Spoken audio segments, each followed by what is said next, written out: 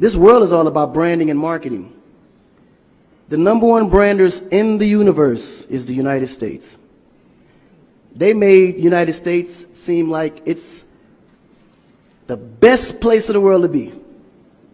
It's the land of the free, home of the brave. I go there to find and chase my dreams. We have to be able to tell our own stories.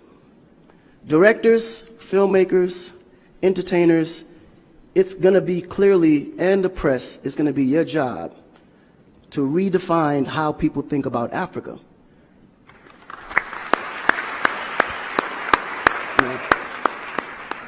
Because you're here, you see what's going on. You clearly can see in a vivid picture the good, the bad, and the ugly.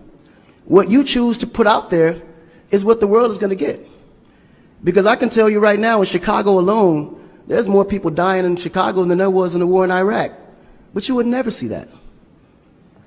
There's a lot of things that's happening in the U.S. that you would never see because they choose to show you what they want you to see for,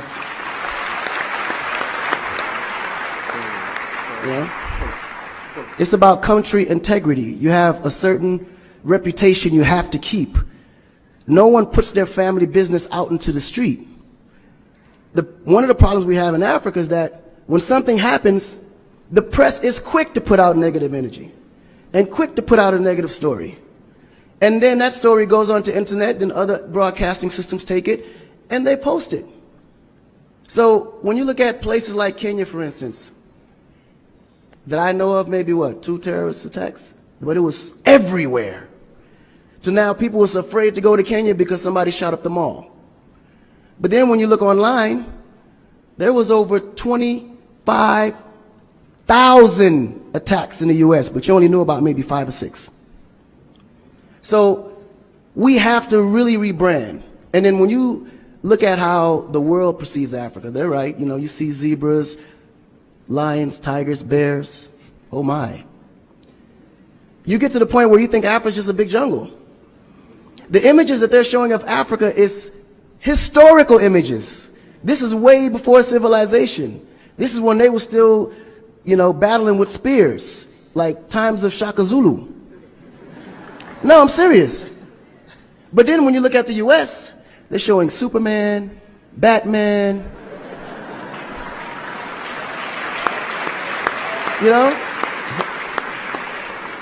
Where is our Superman? Where is our, Shaka Zulu should be a superhero today.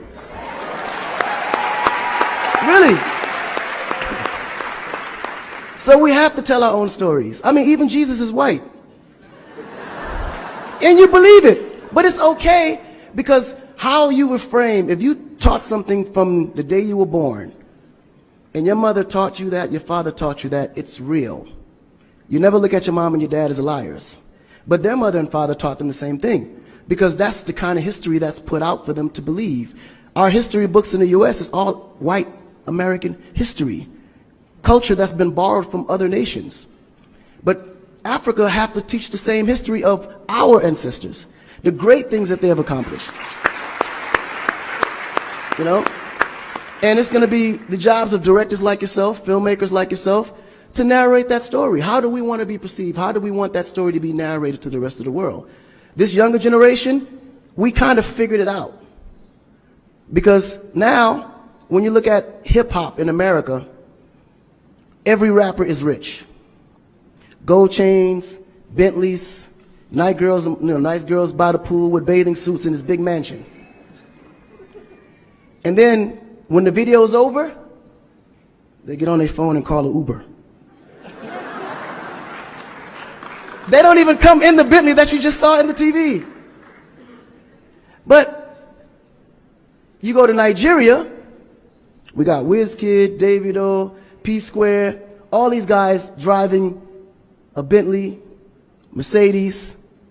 They actually own those cars. That's the difference. But if we don't translate that, they will never know. They think we're going to leave the shoot and go home on a horse or a zebra. Because that's what they know. This is why African Americans are so afraid of Africa. You mention Africa, they start shaking. There's so much fear. They don't know how to translate that. It was just recent that people are now saying, yeah, man, you know what? I rock with Africans, man. You know what I'm saying? I want to do some collaborations, man. Yo, man, I need an Afrobeat remix, you know what I'm saying? But before, they'd be like, man, I don't know that dude. I'm not putting him on my record. So the younger generation is slowly understanding how you have to rebrand the culture, because the culture has adapted. They've actually took everything that we've created and made it look better. They made a superstar look like a superstar. When I look on TV and I see our biggest entertainers, they don't look like stars. That's why you can't really respect the entertainer. If a politician saw a singer, he'd just be like, oh, he's just a local singer. But if he go to that local singer's performance, he may sell out the stadium because he has a huge influence, but the image is not there. So we have to take the image as a huge accountability for ourselves and realize that Africa really does have a reputation. But if we allow our stories to be told, our stories will be told according to their agenda on what they need to be able to benefit from Africa. So we have to tell our story so we can be able to understand how we can utilize that story to benefit for our agenda. You know? So in closing, this job is for the entertainers, the filmmakers, the reporters, and anyone that creates content. We have to rebrand. And we have to rebrand it in the way that we see it and tell the story to where they can understand it, feel comfortable, and want to come here and invest.